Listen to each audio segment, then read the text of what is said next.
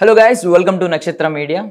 So వేసవి మండుటెండలో ఉండే heat కంటే పొలిటికల్ హీట్ చాలా ఎక్కువ ఉంటుంది ఏపీలో.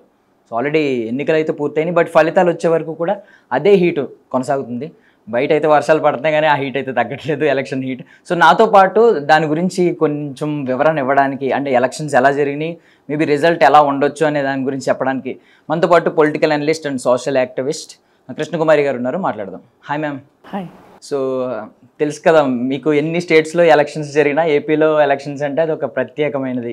రకరకాల డ్రామాలన్నీ బయటకు వస్తూ ఉంటాయి, రకరకాల ప్రోగ్రామ్స్, సినిమా స్క్రీన్ ప్లే కంటే గొప్పగా ఉంటుంది. సో ఈసారి ఎలక్షన్స్ ఎలా జరిగినాయి అనిపించింది మీకు? ఎలా రిజల్ట్ ఎలా ఉండబోతుంది అనిపిస్తుంది? నభూతో నభవిష్యత్ అని ఉంటున్నాయి ఎలక్షన్స్.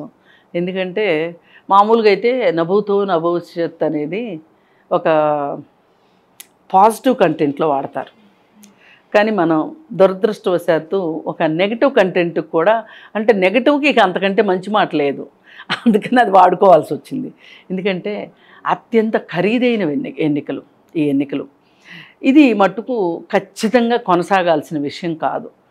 ఇవాళ సామాన్యులకి ఓటు ఎలా ఉందో, ఒకప్పుడు ఓటు ఉండేది కాదు, మీకు తెలియకపోవచ్చు ఈ సంగతి.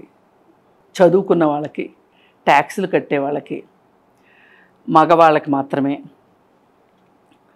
బాగా ఆస్తిపాస్తులు ఉన్న వాళ్ళకి మాత్రమే ఓటు ఉండేది. అలాంటిది ఇవాళ మారి మారి మారి మారి ఇవాళ ఒక బిచ్చగాడు కూడా ఓటు తీసుకునే హక్కు ఉంది. అంటే భారతదేశంలో పుట్టిన ప్రతి ఒక్కళ్ళకి, పౌరుడయ్యే ప్రతి ఒక్కళ్ళకి ఓటు హక్కు ఉన్న పరిస్థితి. ఈ పరిస్థితుల్లో అలాగే ఈ పౌరులు ఎవరైనా సరే, ఓటర్ అయినా పౌరుడు ఎవరైనా సరే ఎన్నికల్లో పోటీ చేసే హక్కు ఉంది. వాళ్ళకి జాతి, మతము, కులము, లింగము, వర్ణము ఏమీ లేదు. పైగా ఇవాళ స్త్రీలింగము, పులింగము, ఇతరులు అని కూడా ఒక ఉంది, వాళ్ళు కూడా పోటీ చేయొచ్చు ఎన్నికల్లో. అలాంటిది ఇప్పుడు ఇంత భారీ బడ్జెట్తో ఎన్నికలు జరుగుతూ ఉంటే సామాన్యులు పోటీ చేయగలరా? సామాన్యులకు అసలు ఈ రాజకీయ పార్టీలు టికెట్లు ఇస్తాయా అనేది ప్రాథమికమైన అంశం. సరే, ఇక ఆ అంశం దాటి టిక్కెట్లు ఇచ్చారు, పోటీలు చేశారు, డబ్బులు ఖర్చు పెట్టేశారు, అన్నీ అయిపోయినాయి. అయిపోయిన తర్వాత ఎలక్షన్ రోజు వచ్చేసరికి అసలు బండారం ఆ రోజు బయటపడింది. ఆ రోజు గొడవలు, అసలు మాచర్ల ఏరియా, పల్నాడు ఏరియాలో అది సమస్యాత్మక ప్రాంతం అని తెలుసు, అయినా సరే సరి అయిన చర్యలు తీసుకోలేదు. తిరుపతిలో అంతే, కొన్ని సమస్యాత్మక ప్రాంతాలను గుర్తించారు, కానీ తాళము వేచితిని గొళ్ళెము మరిచితిని అన్నట్లు ప్రత్యేకమైన ఏర్పాట్లు చేయలేదు. ప్రత్యేకమైన పరిస్థితుల్లో, ఇవి ప్రత్యేకమైన పరిస్థితులు, మనం ప్రత్యేకమైన జాగ్రత్తలు తీసుకోవాలి అని అనుకోలే. దీనికి కారణం మట్టు ఖచ్చితంగా బీజేపీ గవర్నమెంటే, సెంటర్లో ఉన్న మోడీయే. తెలుగుదేశం పార్టీతో పొత్తులోకి వచ్చినట్టే వచ్చి ఈ పొత్తుకు న్యాయం చేసే విధంగా, అంటే పక్షపాతం వహించమని కాదు, అన్ని పార్టీలకి సమన్యాయం ఉండే విధంగా ఆంధ్రప్రదేశ్లో పరిస్థితులు లేవు. లేనప్పుడు దానిని సరిదిద్దవలసిన బాధ్యత ఎవరిది? మోడీది, కేంద్ర ప్రభుత్వాన్ని. వాళ్ళు ఏమాత్రం ఆ చర్యలు తీసుకోవాలా. ఇంకా చివరికి కొన్నాళ్ళు పోగా పోగా పోగా ఖచ్చితంగా చంద్రబాబు నాయుడు గెలుస్తాడు అని అనుకున్న క్షణంలో అప్పుడు కొన్ని చిన్న చిన్న మార్పులు చేర్పులు చేశారు. అంతకుముందు ఆయన ఉద్దేశం ఏంటి అంటే, కొన్ని వైసీపీ గెలవాలి, కొన్ని తను గెలవాలి, కొన్ని చంద్రబాబు గెలవాలి, కొన్ని జనసేన గెలవాలి, కానీ 25 సీట్ల మీద పెత్తనం నాదే ఉండాలి అనుకున్నాడు. ఈ పరిస్థితుల్లో వైసీపీకి హవా తగ్గింది అని ఎప్పుడైతే అర్థమైందో, అప్పుడు ఇంకా మనమే ఎక్కువ గెలుస్తాము అనుకున్నప్పుడు ఇంకొంచెం ఎక్కువ చర్యలు తీసుకోవడం మొదలెట్టి, చివరికి ఎట్లా అయితే డీజీపీలని వాళ్ళని వీళ్ళని మార్చటము, అవి ఏవేవో పైన సూపర్ఫిషియల్ వర్క్స్ అన్నీ చేశారు. కానీ మీరు ఆయింట్మెంట్ రాస్తే సరిపోదు, గాయం మానాలంటే యాంటీబయాటిక్స్ పడాలి. అట్లాగే మీరు ఇంకా కొంచెం ముందు నుంచినే మొదలెట్టి ఉండాల్సింది ప్రక్షాళన పోలీస్ వ్యవస్థలో. ఇప్పుడు పోలీస్ వ్యవస్థలో మీరు ఆ ప్రక్షాళన చేయకుండా ఏవో చేసామంటే చేశాంగా తూతు మంత్రంగా చేసేసరికి ఏమైంది? ఇప్పుడు మాచర్లలో 7 కానిస్టేబుల్స్ ఆ గొడవలకి కారణమని తేలింది. సిఐలు, ఎస్ఐలు, ఎస్పీలు ఇలా బోల్డ్ మంది ఉన్నారు. వాళ్ళందరినీ ఇప్పుడు ఒక లిస్టు ఒక 15 మంది మీద క్రమశిక్షణ చర్యలు తీసుకున్నారు. ఈ 15 మంది మీద క్రమశిక్షణ చర్యలు తీసుకునే బదులు అసలు ఈ ఎస్పీలని మీరు ఎలక్షన్స్కి ముందే మార్చి ఇదిగో మీరు ఏమన్నా చేస్తే ఇట్లుంటుంది అనేది కనుక మీరు చూపించినట్లయితే, అంటే ఎలక్షన్ కమిషను సర్వసత్తాకంగా ఎలక్షన్ కమిషన్ లాగా ప్రవర్తించుంటే ఈ గొడవలు జరిగి ఉండేవి కాదు.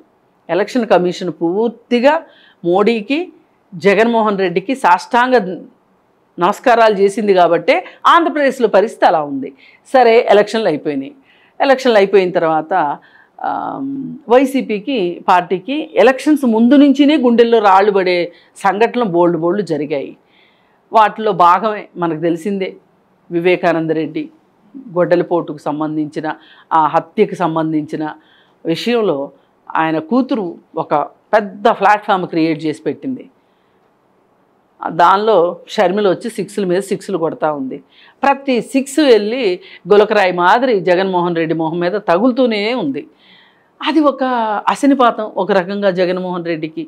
సరే, అది అయిపోయింది అంటే ఈ చుట్టుపక్కల రాష్ట్రాల నుంచి, తెలంగాణ నుంచి, కర్ణాటక నుంచి, తమిళనాడు నుంచి, గుజరాత్ నుంచి, ఒరిస్సా నుంచి, మహారాష్ట్ర నుంచి, ఇలా రకరకాలుగా ఏరియాల నుంచి ఓటర్లు రావటం, ఇవన్నీ చూసేసరికి వైసీపీ వాళ్ళకి ఎక్కడ మండాలో అక్కడ మండి ఇక వాళ్ళు ఎన్ని గొడవలు చేయాలో అన్ని గొడవలు చేశారు.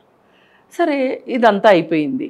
ఓడిపోతున్నాము అనేది జగన్మోహన్ రెడ్డికి అర్థమైపోయిన తర్వాత మరి తన క్యాడర్ని కాపాడుకోవాలి అనే ఒక మిషతోటి, అది కాపాడుకోవడం కాదు, వాళ్ళని బలిపెట్టే విధంగా తన ప్రాబల్యం ఏమీ తగ్గలేదు అని ప్రపంచానికి చాటి చెప్పాలి అనే ఒక దురుద్దేశంతో వాళ్ళ చేత గొడవలు చేయించడం.